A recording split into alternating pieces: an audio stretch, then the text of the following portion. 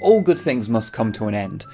I'm talking about the painting log, not 2021, that was kind of terrible. No, I'm afraid to say that, for the time being at least, this series is ending.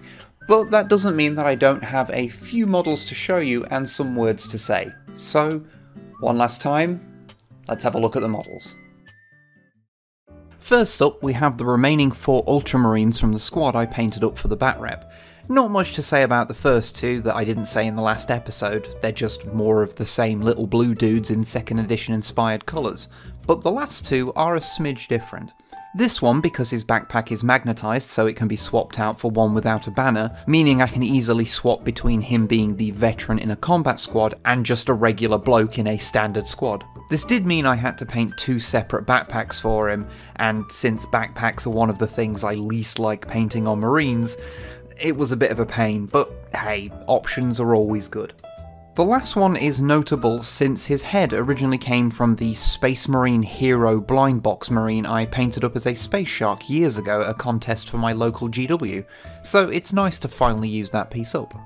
Aside from that, I was also quite happy with finally figuring out a recipe for a simple tanned skin tone on this lad. If you're interested, it's a mix of Mournfang Brown and Kislev Flesh, the recesses washed with Agrax and then highlighted with Kislev. My last 2 models are, surprise surprise, goblins. This one is just another grot I had left over. He's not particularly special, you've seen dozens of these things I've done by now, but I was quite happy with the teeny tiny little star on his eye patch. If you're wondering, this is the 83rd standard grot I've painted for my Rebel grots. I should really grab one final pack of grots to get them up to 90 so I can have 3 full squads. Maybe later in the year. The final model I painted in 2021 was not a GW Goblin, but a Mantic Marauder Goblin Sniper from their Dead Zone game. Or I guess Warpath 2, they share a lot of models. He's painted with red skin to match the Red Marauder I painted a little while back. It's a little fascinating to compare him to the GW Gretchen, just to see the differences in design despite both starting with the same basic premise, i.e. a sci-fi goblin. Even if I am mildly terrified of snapping the end of his rifle, that thing is upsettingly thin. But anyway, that's the final 6 models I painted, bringing my grand totals for 2021 up to 52 models painted against 31 models bought. So I just met my goal of 1 mini a week and easily painted more than I bought. I suppose I should probably talk about the last year, you know, why the series is ending and what's going to happen afterwards. I won't lie, this year was a rough one for me painting wise. I just couldn't find the energy to do it as much as I did in 2020. As such, I didn't quite reach my other goal of painting an equivalent of 1 larger model for each video, only doing 5 in the year, and the less said about painting 1,000 points of Lizardmen the better. Initially, I was quite disappointed in myself for this, but I realised that I was placing too many arbitrary limits on what I could paint, and that just wasn't conducive to having any fun with it.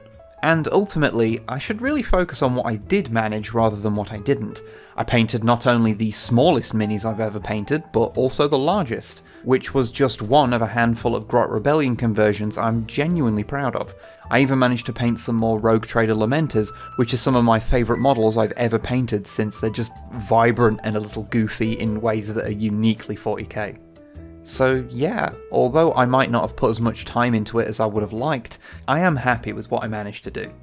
As for this series ending, well, as I alluded to before, I think doing this was starting to contribute to my lack of desire to paint as of late. I had to work around things or not paint exactly what I wanted in order to have what I needed for each video, in a way that felt more like work than it should.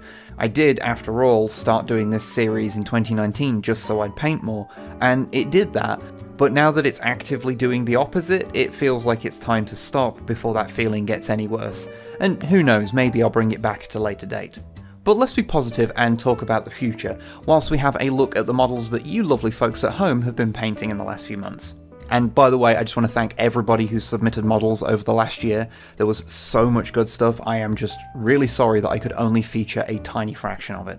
So, going forward, this channel shall return to its roots as Wib Does Stuff, rather than just Wib Does Painting Logs, which means there'll be a bit more of a variety of content posted here.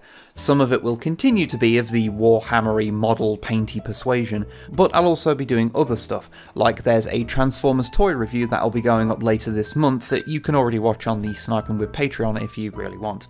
I'm aiming to get at least one video up here every month, even if it's just a silly little LEGO build video. We'll see how it goes. You know, we've already had a discussion about what happens when I put arbitrary limits on myself. And I know that it's unlikely that what I do here next will be quite as popular as these logs, but that's okay. Nothing lasts forever, and sometimes you just gotta do something new. But for now, I'd just like to say thank you for all of the support you've given this series. It was a genuine surprise to me how much people enjoyed it. It's been lovely. But I guess I'll say goodbye, and I'll see you in what comes next.